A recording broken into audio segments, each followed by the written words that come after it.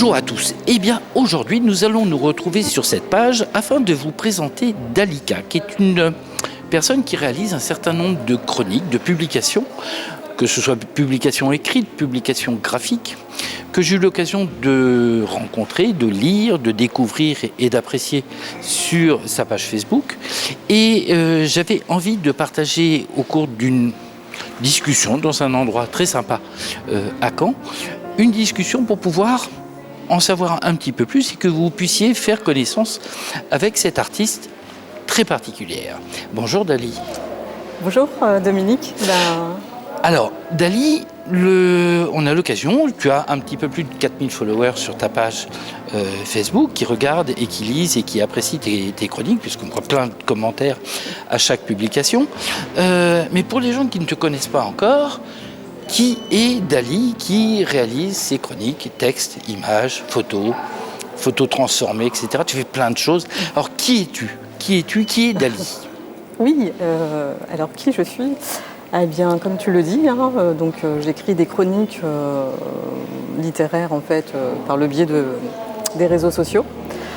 J'ai toujours écrit en fait des chroniques depuis que je suis jeune, depuis le jour où on m'a mis un stylo d'entre les mains. Donc j'ai commencé à écrire. Alors à l'époque, il n'y avait pas les réseaux sociaux, mais j'avais déjà un petit public, j'avais ma famille, les amis. Et puis à côté de ces écrits, donc j'ai toujours eu besoin d'écrire, j'ai toujours eu cette envie de pouvoir parler de mon environnement, des choses qui m'entouraient. Et avec ces écrits, j'accompagnais déjà, je les accompagnais déjà en fait de dessins. Donc depuis que je suis toute petite, en fait, pour moi, l'art a toujours été là, ça m'a toujours habité, ça a toujours été un moyen d'expression. On voit bien une part importante dans tes publications. Il y a toujours une base d'art, que ce soit l'art littéraire, l'art graphique, la peinture, etc. C'est vraiment quelque chose qui te tient à cœur. Tu es une artiste. Oui, on peut dire ça, c'est ça. Maintenant, oui, effectivement, ouais, j'assume bien le fait d'être une artiste. Et cette carrière d'artiste, tu l'as commencée jeune. On peut dire que oui, effectivement. Donc, je l'ai commencé jeune déjà avec un petit public familial, amical. Mais c'est vrai qu'à l'âge de 24 ans, on m'a aidée, on m'a proposé d'exposer mes premières toiles parce que j'ai commencé à travailler avec le support de la peinture. Donc, j'ai créé des toiles et des peintures. Et effectivement, à ce moment-là, des personnalités ont souhaité que je puisse exposer et être découvert et qu'on puisse un petit peu plus découvrir qui j'étais. Et j'étais très jeune parce que j'avais 25 ans. Et lors de ces premiers pas en fait, d'artiste, j'ai eu l'occasion de rencontrer mon conjoint avec lequel je suis encore aujourd'hui. Mais c'est merveilleux, ça c'est une belle histoire. Et puis la vie a fait que... comme tout le monde, on évolue et depuis quelque temps, tu découvres aussi l'art numérique. Parce que là, moi, je suis très orienté image, parce que grâce à toi, j'ai découvert les textes. Parce que je ne suis pas du tout, à la base, un lecteur, je ne suis pas un littéraire du tout. Je suis beaucoup plus basé sur l'image.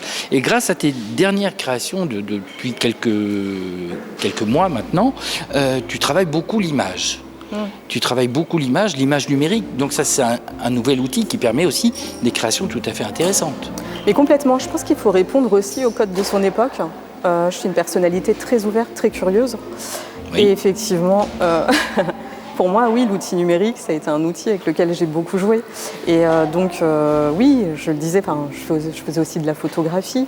Je travaillais aussi sur les supports de peinture. Et en fin de compte, effectivement, j'ai souhaité mettre en avant des photos et les retravailler avec effectivement tous ces logiciels de création que je trouve formidables parce qu'effectivement ils vont pouvoir faire ressortir des thématiques de l'imaginaire. On peut aller plus loin dans notre imaginaire avec ces outils-là. Voilà, il va nous accompagner un peu, il va nous suggérer des choses et à partir de là, on va pouvoir s'amuser et faire des créations qui sont magiques, voilà. Alors, j'aime bien le terme s'amuser en termes de création parce que en fait tu dis s'amuser parce que pour toi c'est simple. J'ai l'impression qu'il n'y a pas un seul jour où je travaille alors que je compte pas mes heures. En fin de compte, je travaille le matin, je travaille le soir, je travaille la nuit et en fin de compte, oui, pour moi c'est un réel amusement. Ouais, je pense que... Je crois que c'est Gandhi qui disait ça, hein, pas un seul jour, mais un moment de travail à partir du moment qu'on s'amuse. Voilà. On prend du plaisir à ce qu'on fait. On prend du plaisir à ce qu'on fait. Et donc là, c'est vrai, parce que dans les différentes choses que les gens peuvent retrouver, vous pouvez retrouver sur la page d'Alika. Donc sur ces différentes créations, donc il y a des images, des photos transformées, parce qu'en fait tu les interprètes, tu leur donnes une signification telle que tu ressens toi, et tu leur permets de s'exprimer différemment qu'un coucher de soleil, le coucher de soleil traité, etc. Mais aussi tu fais des créations pures, parce que là c'est tellement mélangé que c'est plus une photo, c'est vraiment une créa complète. Et ça, c'est impressionnant. Ah, c'est extrêmement gentil, merci beaucoup. Mais oui, effectivement, soit je pars d'une photo, enfin je pars en réalité toujours d'une photo. Et souvent, c'est vrai que j'ai cette obsession pour le coucher de soleil. Pour moi, le soleil, c'est une étoile qui est merveilleuse. Elle est remplie d'une énergie qui est extraordinaire. Et moi, ça me parle beaucoup. Enfin, voilà. Et toutes ces couleurs qui est autour du soleil, toutes les couleurs de l'arc-en-ciel, en fait, toutes les couleurs de la palette du peintre, de l'artiste, sont là. Et donc, effectivement, je pars de certaines photos, enfin 2 photos. Et ensuite, effectivement, soit on va retrouver vraiment la photo avec un petit peu de modification, on va bien retrouver le soleil, donc là c'est bien identifié. Et parfois on peut retrouver effectivement quelque chose de complètement différent, où l'imaginaire s'est complètement envolé, et oui, complètement. Mais ce que je veux dire, c'est qu'en fait, je pars du principe qu'il faut que ça soit un sentiment authentique. Voilà, moi je suis très très attachée à l'authentisme, à tout ce qui est authenticité dans tout, en fait, dans les sentiments, dans la manière d'être, de faire. La spontanéité, pour moi, c'est très important. Je pense que c'est ce qui fait qu'on est vrai, on est un humain. Voilà, tout simplement. Et voilà. Et on va justement venir à ce mouvement que j'ai créé. Oui, parce qu'en fait, depuis quelque temps, donc si vous, quand vous visionnerez cette page et les différentes œuvres qui sont dessus, il y a un mot qui ressort depuis quelque temps, c'est l'émotionnalisme, qui est un courant, un mot, un néologisme que tu as créé, qui correspond à ce que tu ressens quand tu traites une image, quand tu crées quelque chose. Parce que, en fait, chacun peut l'interpréter à sa façon. Oui, il peut mettre un titre, il peut l'accompagner d'une histoire, l'interpréter avec sa propre authenticité, son sentiment et son émotion, l'émotion réelle. Donc oui, ce néologisme, oui, j'ai créé ce néologisme. Pourquoi ? Parce que déjà, tout se fait avec des néologismes dans l'art. Oui, mais c'est la progression. C'est ça, tout à fait. Et puis, je me suis dit qu'en fait, aucun des mouvements artistiques actuels ne correspondait réellement à ce que je faisais, ce que j'attendais de mon art. Et je me suis dit que c'était tout à fait naturel.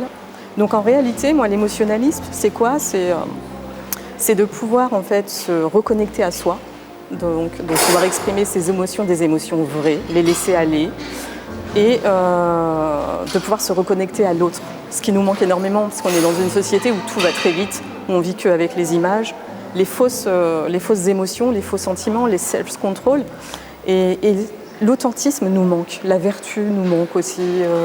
Il y a tellement de choses qui manquent, parce que les émotions, c'est l'amour, c'est ce qu'on est. Enfin, pour moi, c'est l'humain, et on est fait d'amour, de cette énergie d'amour. Et c'est ce qui transcende les frontières, ce qui fait vivre le monde. Enfin, pour moi, c'est énorme. Enfin, je pourrais prendre des références, par exemple, de grands artistes comme Verdi, qui avait créé son opéra La Traviata, lorsque il a dû combattre des mœurs bien établies et faux. Et du coup, quand il a fait ce... je trouve qu'en fait, cet opéra, il représente un peu aussi l'émotionnalisme, en fait, parce qu'il a combattu des faits de société, des faux sentiments, et il a essayé de casser les codes sociaux, en fait. De son époque. De son époque, pour arriver à exprimer quelque chose qu'il ressentait lui. Exactement, et qui était vrai, et aussi de mettre en avant cette femme qui était inconsidérée dans la société bourgeoise. Et à l'époque, en fait, ces personnalités-là, on préférait les mettre de côté. Enfin, voilà. Et lui, il a voulu faire avancer tout ça, et il y a répondu par effectivement ce sentiment de l'amour. Voilà. On pourrait prendre plein d'exemples. Il y a aussi, même hors de l'art, par exemple, en regardant en Angleterre, le roi qui a abdiqué pour l'amour d'une femme, qui n'a pas voulu monter sur le trône et prendre le pouvoir. Il a préféré Voilà, donc il a vivre, préféré. En fait, sentiment. c'est vivre. C'est Vivre et être. Vivre et être, Voilà. vraiment, mais Vivre pas et jouer être. quelque chose. Ouais. Voilà. Pas surjouer, pas être dans le self-control, pas vouloir se vendre. Voilà. Justement, dans une des créas que tu as réalisées, une des premières fois que tu as utilisé le terme émotionnalisme, donc il y avait une image que moi j'ai interprétée par rapport à une période que je vivais, par rapport à un sentiment profond que j'avais moi, et cette image me parlait d'une certaine façon, mais pouvait parler d'une autre façon à une autre personne. Oui. Parce que c'est ça aussi, l'émotionnalisme, c'est pas un langage codé, c'est un langage que chacun interprète. Oui, tout à fait, parce qu'on est chacun, en fait, on est tous uniques, en fait. Et évidemment, on a les mêmes sentiments, mais on va les ressentir avec des intensités différentes en fonction de qui on est et de nos perceptions aussi des choses. Et effectivement, c'est très, très, très bien parce que ça m'a beaucoup touchée parce qu'effectivement, voilà, tu as pu mettre un mot, un titre et une histoire. Et en fait, c'est un art partagé et c'est ce que je cherche avant tout, c'est de partager aussi avec les autres et qu'ils soient aussi acteurs de cet art. Que ça ne soit pas l'individualisme. Mais une autre personne aurait pu mettre une autre histoire, un autre nom, un autre titre sur la même image. Et c'est ça qui est génial. Exactement. C'est ça qui est génial. Et c'est ce qui s'est fait du coup sur une autre image. Sur une autre image des personnes. Sur le coucher de soleil, il y a des interprétations différentes. C'est ça, tout à fait. Un titre, une histoire, et ils ont tous des histoires différentes, et c'est formidable. Et c'est l'intérêt des réseaux sociaux où les gens ont possibilité de commenter, de faire des explications et de donner. Et en fait, on voit les interactions des autres. Et ça, c'est vachement riche. C'est génial. Ça, c'est vachement riche. Voilà, le collectif, c'est énorme. Et c'est aussi pour l'artiste, justement, l'artiste partage sa création avec plein de gens qui se les approprient à leur façon, avec leurs sentiments, avec leurs ressentis et leur être profond. Exactement, tout à fait. Et mes écrits sont aussi de ce mouvement émotionnaliste. Alors, les écrits, c'est un autre sujet, parce que je vous le disais en intro, moi je ne suis pas du tout littéraire, parce que je suis scientifique à la base, donc la littérature à l'école, c'était quelque chose on n'avait pas le temps. Et grâce à tes textes, ça m'a donné envie de lire, parce que dans les textes qui sont très riches, très, très, très, très détaillés, très fournis, très, très puissants, il y a une mélodie. Ah oui. Et en fait, moi, c'est la mélodie des mots qui m'a donné envie de lire. Et parce que, en fait, et c'est aussi pour ça que je fais cette vidéo ce soir, c'est parce que je souhaitais que vous puissiez entendre la voix de Dali, parce que lire un texte, c'est bien. Mais c'est un petit peu comme un musicien. Si on a la pochette du CD, ça suffit pas. Il faut le voir et l'entendre sur scène. Et ben là, c'est pareil. Moi, c'est pour ça que j'ai voulu faire cette vidéo. Parce que est-ce que tu prends un extrait d'une de tes chroniques ou parle-nous d'une de tes chroniques, la dernière, la chronique de Proust. Dis-nous quelques mots sur ta chronique de Proust. Oui. Et les gens vont l'entendre. Et ça, c'est vachement fort. Oui, mais la chronique de Proust, d'ailleurs, en fait, je me suis associée avec un autre artiste de la région qui vit actuellement en Australie, donc Jordan Ecolivet, et je le remercie. Bonjour Jordan. Salut Jordan. Il a posé sa voix gentiment et sur un morceau de musique au piano, en solo. Et quoi dire de cette chronique ? Eh bien, cette chronique, pourquoi je l'avais faite à ce moment-là ? Je crois qu'on parlait de Proust, en fait. C'était... dis-moi si je dis pas de bêtises, c'était qu'on fêtait, je crois, sa disparition. Il y a eu un événement lié à sa personne. Ouais. Voilà, et donc je me suis dit, tiens, je vais m'amuser, je vais écrire ma phrase la plus longue. Et en fait, la phrase fait plus de 500 mots. Et effectivement, j'ai repris en fait la globalité de toutes les œuvres de Marcel Proust, donc qui parlaient du temps. Et j'ai fait un mélange, un mix de toutes ces œuvres. Et j'ai commencé par le même mot et j'ai terminé par le même.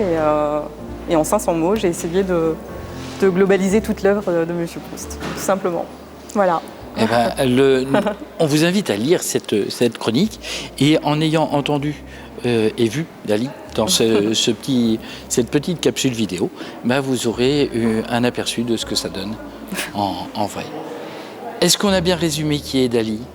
Ben, je pense que oui. Après, c'est vrai que c'est jamais facile de parler de Non, de mais soi. de toute façon, on donne rendez-vous pour d'autres Exactement. capsules.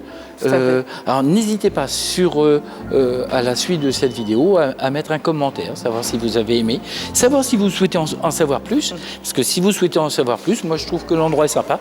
On reviendra. Tu es d'accord pour venir? Ouais, avec plaisir. Bon. Je te remercie beaucoup de venir. Mais c'était un réel bonheur. Ouais. Bon, alors, bonne lecture, bon visionnage de cette capsule vidéo. Tournez donc, on est où parce que ceux qui ne sont pas canés, on va leur dire où on est. Ouais, allez, on leur dit. On est dans au l'orangerie. Oui, c'est ça, l'orangerie du Jardin des Plantes de Caen. Voilà, de mémoire, je crois que le jardin a été fondé par monsieur Maresco. Voilà, et c'est un endroit où vous pouvez venir découvrir les plantes et les fleurs. Moi, j'adore cet endroit. Il y a un grand séquoia qui est fabuleux. Et il y a au moins plus de 3500 de diversité de plantes. Voilà, c'est vraiment Et puis un bel endroit vivant. On est un samedi après-midi du mois de juillet, il fait beau, il y a du monde qui passe, des enfants, il y a des petits gâteaux, il y a ce qu'il faut. Alors n'hésitez pas à venir faire un tour au Jardin des Plantes. C'est ça, et voilà. vous pouvez venir y lire aussi des superbes livres. Voilà. Voilà. Il y a une petite bibliothèque ouverte. Et puis venez prendre le temps de lire les chroniques de Dalika au Jardin des Plantes. Merci. Merci Lali. Salut. Merci. À bientôt. Ciao Au tout le revoir. monde. Merci.